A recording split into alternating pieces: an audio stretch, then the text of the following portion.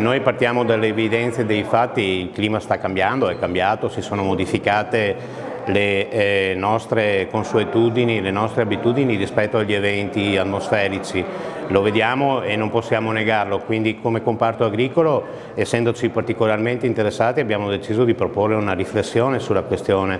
È una questione spinosa e probabilmente oggi non daremo delle risposte, ma ci proponiamo di essere in qualche modo pionieri di quello che può essere un percorso di correzione di un tiro eventualmente scorretto o eventualmente di individuare quali sono le azioni che possiamo mettere in campo per evitare di fare errori che potrebbero essere poi tramandati anche alle generazioni future. Infatti la volontà di portare qui oggi gli studenti del Cerleti va proprio in questo senso, in questo patto intergenerazionale che vogliamo proporre per segnare una strada e proporla anche a chi verrà dopo di noi. Allora, intanto il cambiamento climatico è una certezza, che il clima sia cambiato lo sappiamo con certezza. Per quale motivo? Perché ce lo dicono i dati raccolti dagli strumenti meteo, i termometri, i pluviometri, i barometri non mentono, raccolgono dati e questi dati parlano chiaro.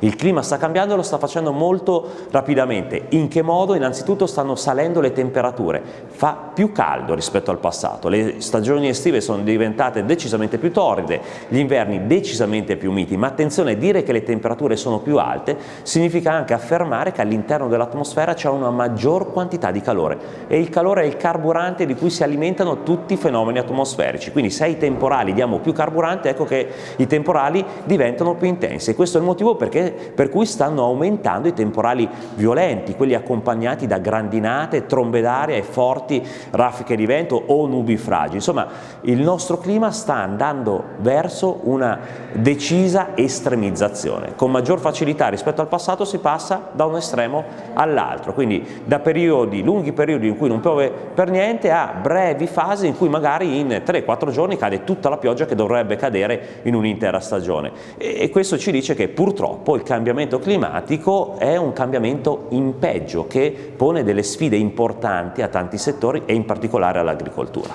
Allora, l'uomo senz'altro è responsabile di buona parte di questo cambiamento climatico, ce lo dicono le analisi scientifiche, in particolare le simulazioni effettuate al computer con quei modelli che appunto cercano di simulare il comportamento dell'atmosfera. Ebbene, simulando quello che è capitato nel recente passato, i conti tornano solo se teniamo in conto anche il contributo dell'uomo attraverso le emissioni dei gas serra. Quindi queste emissioni di gas che trattengono il calore all'interno dell'atmosfera sono senz'altro responsabili di gran parte del cambiamento climatico. Siamo ancora in tempo per fare qualcosa? Assolutamente sì. Innanzitutto abbattere le emissioni di gas serra ci aiuterebbe a limitare il cambiamento climatico futuro e poi dobbiamo adattarci. Cosa significa adattarci? Prendere tutte quelle misure necessarie a diventare resistenti al clima che è cambiato. Se adesso le piogge violente sono diventate più frequenti e più intense, ecco che dobbiamo mettere in atto tutte quelle misure che ci consentono di resistere a queste piogge violente. È un momento di grande costruzione. Intanto c'è il progetto di nuova politica agricola comunitaria che sta avanzando, il piano strategico nazionale e il piano di ripartenza e resilienza.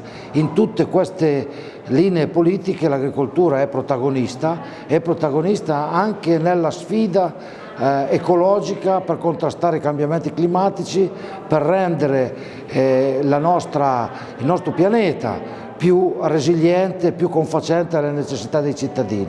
Noi ci occupiamo principalmente di cibo e producendo cibo manteniamo in equilibrio il territorio e diamo un contributo all'ambiente e quindi alla transizione ecologica.